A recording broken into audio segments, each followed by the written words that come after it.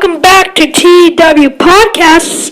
This is I believe, my fourth podcast, and we haven't done a podcast in quite a long time. Hold on, I had to get my seat scooted in. Hold on. Okay, it's been a while since we've done a podcast. Warning, by the title you already know, if you don't feel comfortable talking about religion or anything, do not listen to this podcast. Exit out right now, and if you want to, watch my vlog. If not, that's okay, so I'm giving you a chance to exit out. Okay, that should be long enough for all you who left, then I understand. By the title, you know we are talking about America's greatest preacher in the world. Well, in America too, but I think in the world, is Billy Graham.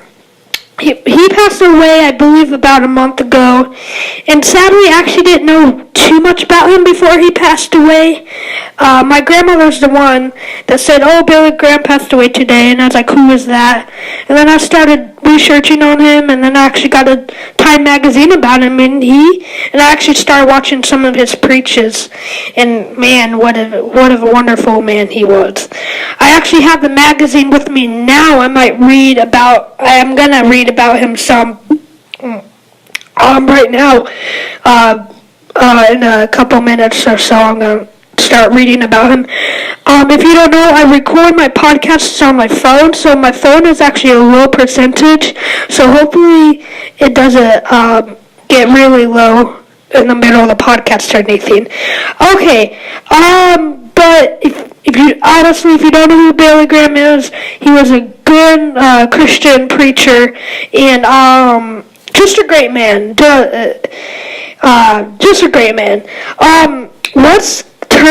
I'm going to go ahead, and if you actually have this Time magazine, you cannot get it anymore because the last day was actually April 1st was the last day of it on display. So you cannot get it anymore, but if you do have it, it's still a special edition. But if you do have it, if you can, grab it out right now if you want to, the magazine, and go to page, hold on, let me pull up the page real quick. See, turn to page, chapter 1 in the magazine, which is page 16, in the beginning. William Franklin Graham Jr. entered this world undreaded in the fading autumn light of November 7th, 1918, 4 days before the armistice, I can't say that word, hold on, my phone was turned off, armistice that ended World War I. His birthplace was a dusty dairy farm just outside of Shariat, NC. His arrival bore no provincial signs of the path he would one day embark upon, the privileged company he would keep, or the many ways he would leave this childhood.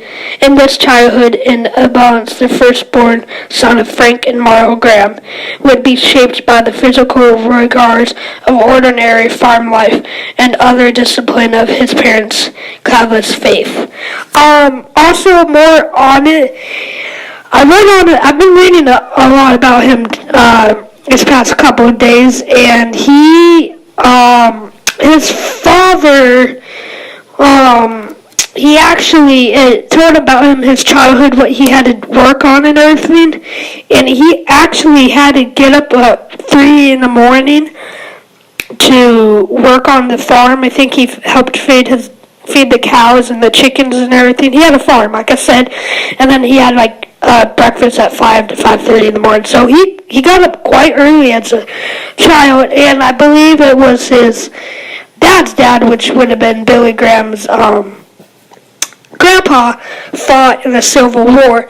And Billy Graham was born in 1918, by the way. And I believe he passed it would have been 100 years, but it depends what month he was born. I think he was 99 when he passed.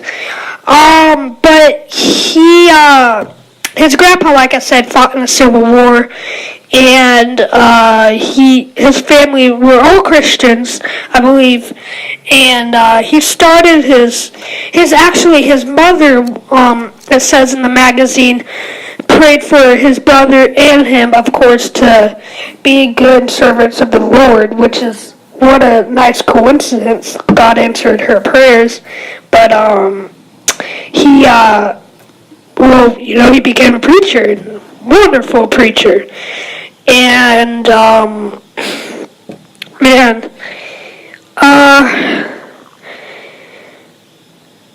I'm speechless again. I'm gonna go. Actually, earlier today, I actually watched some of his speeches in '57, which was a good speech.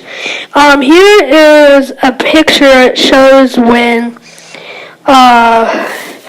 Here. Hold on, I'm turning the pages. Sorry about that. Let's see, where is it? Here, the back of the book. I like the back of the magazine. It shows. Here's a picture of him looks like he was in. Graham reaches children to pray during a 1988 tour of China. Oh, cool. So he toured China and, he toured pretty much the whole world. He was everywhere. Another topic I also want to get to about Billy Graham is just how, I've already said, but just how a great man he was, and how he changed people and got people to God and gotten to understand God and Jesus so much more. He touched everybody's heart. It's just his words. He just described his words so well, and it's amazing how every service before he officially started, he always had everybody pray first, and that's just amazing. It's good, and most preachers should do that. And I don't know if all of them do, but just a great preacher, just a great man, and just what he did was great. Also,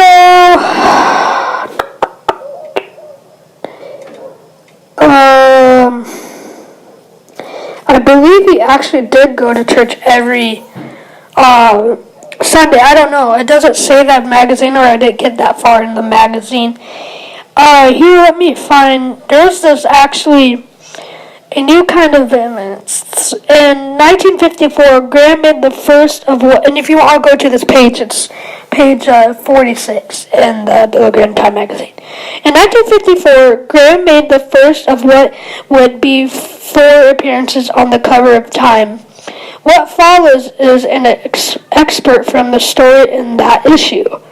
Also, it actually has the cover of that Time magazine, and it was obviously this October 25th, 1954 is when that Time magazine came out, and it just shows the weakling Billy Graham looks like preaching, and then it shows Adam Eve with the snake and everything. But it's pretty cool how they have the picture of this, and it looks like it is all like painted and everything. So I don't know. Time magazine went to photo for photographers and then painters too. They had, so that's awesome. And if you guys know, I'm actually wanting to become a photographer, and I would love to be a photographer for Time magazine. That'd be great. Here's another picture a photographer took. Page 54 if you want to see it. It says, Graham preaches to an overflow crowd in London's Square during the triumphant 13-week Heritage Crusade in 1954. He also met with Prime Minister Winston Churchill. Oh, that's awesome. I thought he he tried to visit all of our presidents, which I believe he did, but obviously he did not visit Trump because He passed away then. But, yeah, he tried to visit all the presidents. He visited Obama, Nixon, JFK. He visited a lot of our presidents. See what else it says about Billy Graham. Here's another picture you can see at page 72, spreading the word. During his 1973 crusade in South Korea, Graham drew 1.1 million Korean, 1.1 million people to this event in Seoul, making it the largest outdoor gathering in Korean history. Wow. That's amazing. Wow.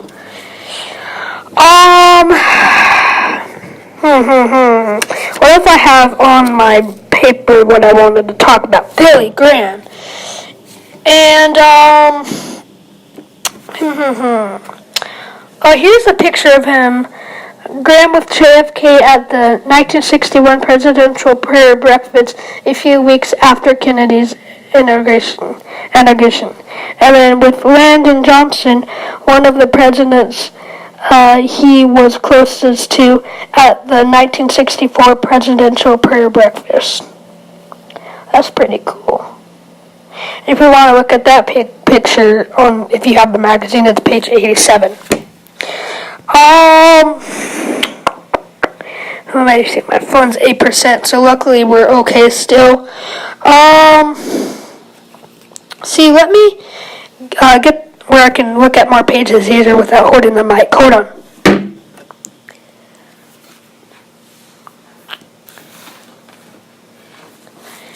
Here, actually, let me get a thing he said.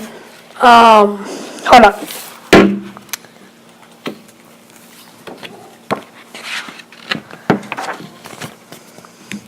And it's at the very, very last page of the book where it's literally like, okay, you can look at the very end of the magazine. Just turn the back cover of the magazine and then you'll see it. And this is what Billy Graham said. I know that soon my life will be over.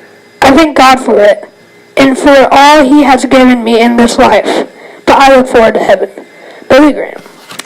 That's a good quote. One of his other quotes that I've always liked is, I can't remember, I have to pull it up again, but he said, the world is beautiful, or something like that, and then he said, but nothing can compare to heaven. Or he said something close to that. I probably said it completely wrong, but I might have to search it after search on the podcast. And then again, I'm glad I'm doing a podcast again. It's been a long time since I've done a podcast. And this is a little off topic, but completely off topic. But if you guys watch my vlogs and everything, you know I finally got a Canon camera. It's a really nice camera. And check out, if you want to, after this podcast, check out my vlog and my conversation time videos that I uploaded today and my vlog today. Okay, back to on topic for this podcast. Here's another picture of Graham. I don't know if I pulled this one up yet, but it's on page 48.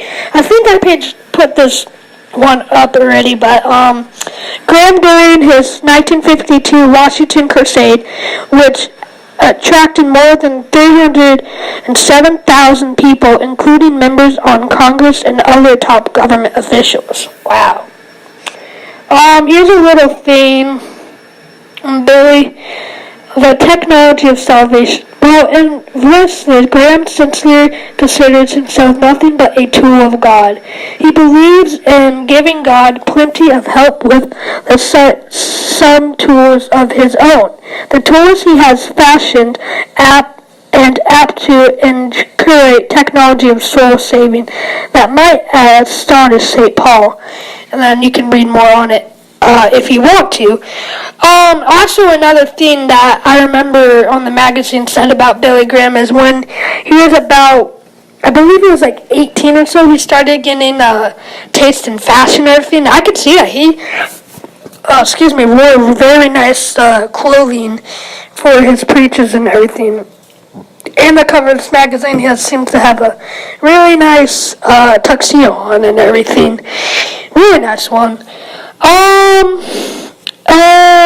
Anything else about Billy Graham I would like to talk about? Actually, I pulled up this picture of him. Graham with Jimmy, and if you want to go to this page 91, Graham with Jimmy Carter in December 1980, not long after Carter was swept from office. And then here's another one.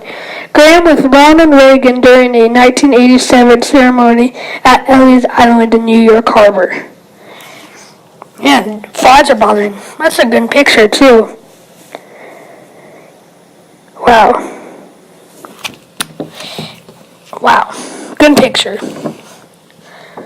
Really, photographers that took pictures of Billy Graham are really good photographers, and they're very lucky to be able to take that picture. And if I was a photographer, I would still have that picture on my camera and my card and everything.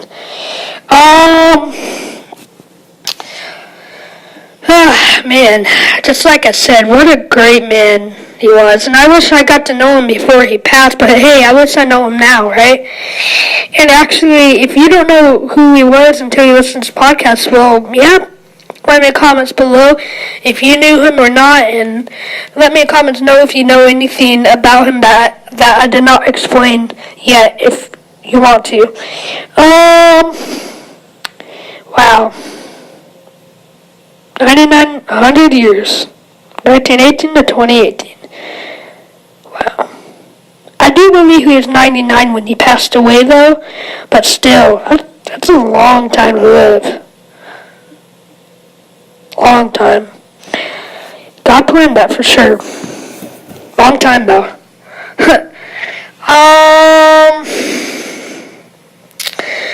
Getting ready to wrap things up. Podcast is not over yet, but getting ready to wrap things up. Wow. I'm just kind of speechless now, just reading more about him. And after this podcast, after it and everything, I'll probably read more on him. Man, what a great man.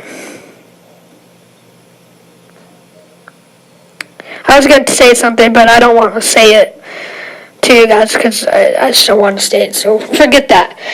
But I'll let you know he was just a great man. Great man. See if we can find one more page on him before we wrap things up.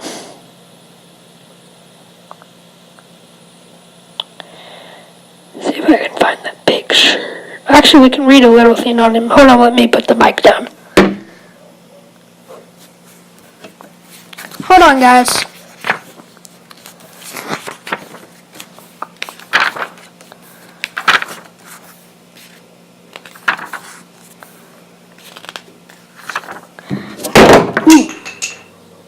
My mic is okay. I don't know what dropped. Oh, it was just...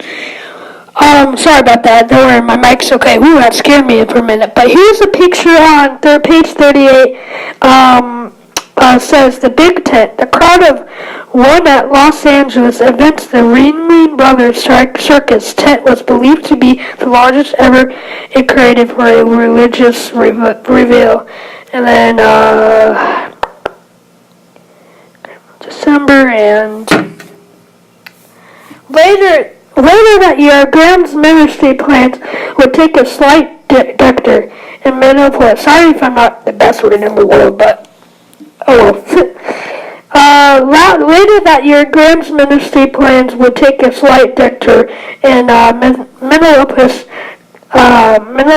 for a speaking engagement in the summer.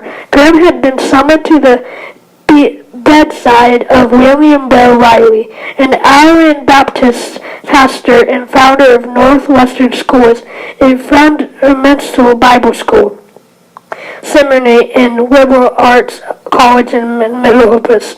Riley was looking for a successor as president and had decided Graham was his man.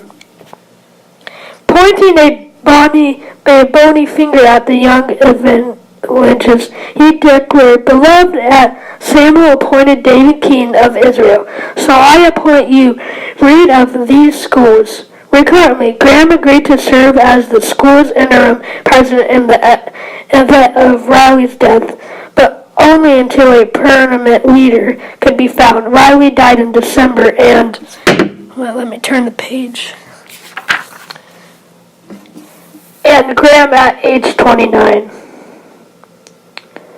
Man, that's sad. Passed away young. Became the youngest... Oh, no, that's someone else. Okay, Graham. Okay, so Graham was 20. So the other guy, he must have passed away in like in his 60s or so. But Graham, at age 29, became the youngest college president in the country. Through Graham would hold the position until 1952. He would serve largely in Augusta, not wishing to be distracted from his own evangelism. He would install T.W. Wilson, a YFC minister, and Grady Wilson's older brother, as the school's vice president and chief administrator. During the next 2 years, Graham would conduct citywide campaigns in Miami, Baltimore, Augusta, GA, and Alabama. Though all did not go smoothly, Graham continued to find his ministry footing, and seekers respond to his messages in Remosta. Graham and his team crafted a code of conduct to avoid the sex and money scandals that had amounted other ministries and transist repression of as Elmer Ganty types called to the modest mistrustful if would require all finances to believe handled by local